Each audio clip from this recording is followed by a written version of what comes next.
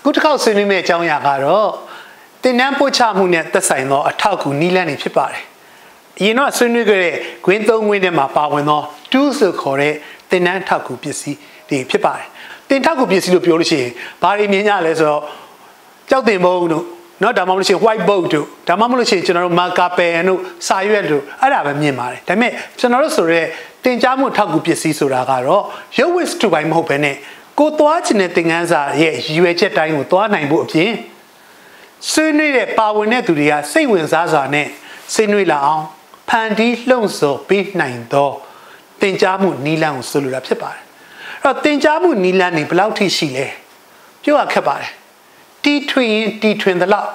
်ထောင်နဲ့တောင်းနဲ့ချီပြီးတော့ရှိနိုင်ပါတယ်ဒါပေမဲ့ကျွန်တော်တို့အများဆုံးသုံးလို့ရှိတဲ့နည်းလမ်းတွေကြည့်မယ်ဆိုလို့ရှိရင် case study လို့ခေါ်တဲ့เนาะအဖြစ်အပျက်အကြောင်းအရာဇာတ်လမ်းဒါမှမဟုတ်လို့ရှိရင် activity လို့ခေါ်တဲ့လှုပ်ရှားမှုနည်းလမ်းဒါမှမဟုတ်လို့ရှိရင်ကျွန်တော်တို့ဗီဒီယိုရုပ်မြင်သံကြားဒါတွေကိုကျွန်တော်ပြပြီးတော့ဆွေးနွေးတဲ့အကြောင်းအရာဒါမှမဟုတ်လို့ရှိရင်เนาะကျွန်တော်တို့တခြားသောเนาะကျွန်တော်တို့ debate လို့ခေါ်တဲ့အပြန်အလှန်ဆွေးနွေးခြင်းဆိုတဲ့အကြောင်းအရာဖြစ်ပါတယ်အခုဒီတစ်ခေါက်ဆွေးနွေးမယ့်အကြောင်းအရာကတော့ case study လို့ခေါ်တဲ့အကြောင်းအရာအဖြစ်အပျက်တွေကိုတင်ဆက်ပြီးတော့ဖတ်ကြားပြီးတော့ဒီပုံမှာဆွေးနွေးမှုကနေသင်ခန်းစာကိုဆက်ပြီးတော့ဆွေးနွေးနိုင်မှုအတွက်လှုပ်ဆောင်တဲ့ case study အဖြစ်အပျက်အကြောင်းအရာဇာတ်လမ်းအကြောင်းကိုဆွေးနွေးတင်ပြသွားမှာဖြစ်ပါတယ်အဲ့တော့ case study ကဘာလဲ case study ကတော့ကျွန်တော်တို့လူတစ်ယောက်ရဲ့ဖြစ်ရဖြစ်နိုင်တယ်ဒါမှမဟုတ်မိသားစုတစ်စုရဲ့ဖြစ်ရလည်းဖြစ်နိုင်တယ်ရွာတရွာသို့မဟုတ်မြို့တစ်မြို့ဒီထက်ပိုပြီးတော့ဖြစ်နိုင်တဲ့တစ်ခုကတော့ကျွန်တော်နိုင်ငံတစ်ခုရဲ့အဖြစ်အပျက်ကိုကျွန်တော်ရေးသားထားသောဇာတ်လမ်းကို case ဖြစ်ပါတယ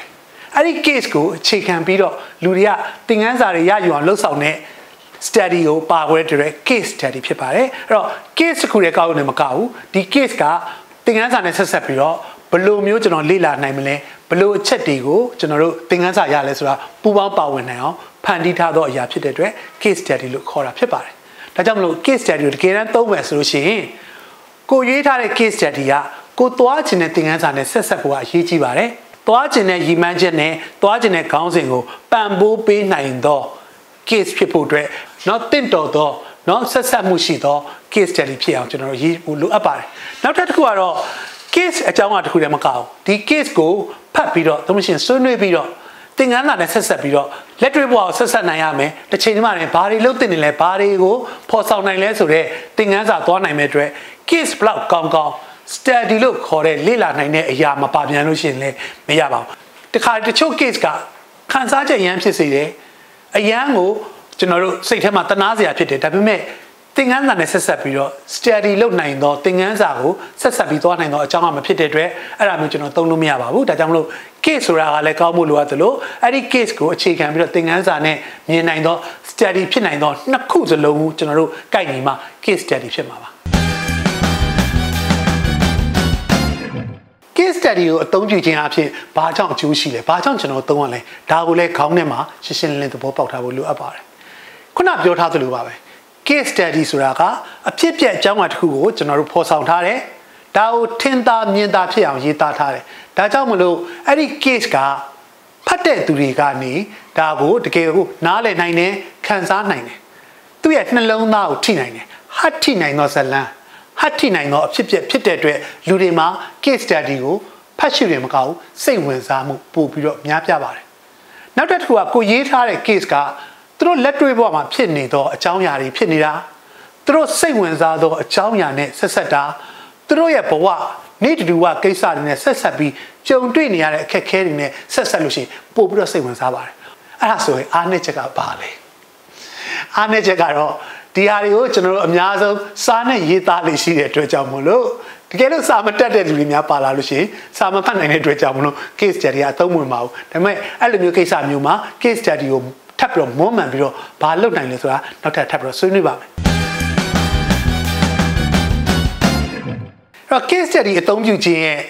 ကောင်းကျိုးတွေကျွန်တော်သိတာမှာတကယ်လို့များကျွန်တော်တို့တွေက case study ကိုအသုံးပြုရင်ဘာတွေသတိထားရမလဲဘယ်လိုအချက်တွေကိုလိုက်နာရမလဲဒါလေးကိုဆက်ပြီးရှင်းပြပါရစေအဲ့ဒီနေရာမှာ case study ကိုစရေးပြီဆိုလို့ရှိရင်တော့အဲ့ဒီ case ကဘယ်သူရဲ့ဖြစ်ဖြစ်လဲဘယ်ရွာရဲ့ဖြစ်ဖြစ်လဲဘယ်နိုင်ငံရဲ့ဖြစ်ဖြစ်လဲဆိုတဲ့အကြောင်းအရာခေါင်းစဉ်တစ်ခုပါဖို့တော့လိုအပ်ပါတယ်နော်ဥပမာမာလာရဲ့အဖြစ်ပြက်အောင်ရဲ့အဖြစ်ပြက် ပိုင်ရဲ့အဖြစ်ဆိုးစသည်ဖြင့်ဒါမျိုးတွေကိုကျွန်တော်တို့ခေါင်းစဉ်တက်ပြီးတော့ရေးသားလို့ရနိုင်ပါတယ်ဒါမှသာဖတ်တဲ့သူကဒီ case ကဘယ်သူ့ကိုဥတီထားလဲဘယ်သူရဲ့ဖြစ်ပျက်လဲဆိုတာနားလည်သဘောပေါက်ပြီးတော့ဆွေးနွေးတဲ့အခါမှာအားကောင်းတာဖြစ်ပါလိမ့်မယ်နောက်တစ်ခုကတော့ဒီမှာပါဝင်တဲ့ဇက်ကောင်တွေရှိပါလိမ့်မယ်ရွာတွေရှိပါလိမ့်မယ်နိုင်ငံတွေရှိပါလိမ့်မယ်လူတယောက်ရွာတရွာနိုင်ငံတစ်ခုလို့မပြောဘဲနဲ့အဲ့ဒီလူရဲ့နာမည်တွေပါဝင်တဲ့ဇက်ကောင်တွေကိုဒေတာနဲ့ကိုက်နေတဲ့နာမည်တွေရွာတွေရက်ရွာတွေအကြောင်းကသူတို့ရဲ့ရိုးရရင်ကျေးမှုနဲ့ကိုက်ညီသောနာမည်တွေရွေးပေးခြင်းအဖြစ်ပုံမှုပြီးတော့နီးစပ်မှုဖြစ်ပါစေတယ်အဲ့တော့ဒါကစိတ်ကူးရင်မဟုတ်ဘူးဒီလိုရွာတွေကငါတို့ပတ်ဝန်းကျင်ကရွာဒီလိုလူတွေကဒါမျိုးနဲ့ငါတို့နဲ့တည်သောသူမျိုးဆိုတဲ့ဟာမျိုးဖြစ်တဲ့အတွက်ဇက်ကောင်နဲ့အဖြစ်ပြက်နဲ့ဖတ်ရှုတဲ့သူတွေရဲ့ကြားထဲမှာရင်းနှီးမှုဆက်သွယ်မှုပိုဖြစ်စေတဲ့အတွက်လိုအပ်ရင်လိုအပ်တယ်လို့ဇက်ကောင်အမည်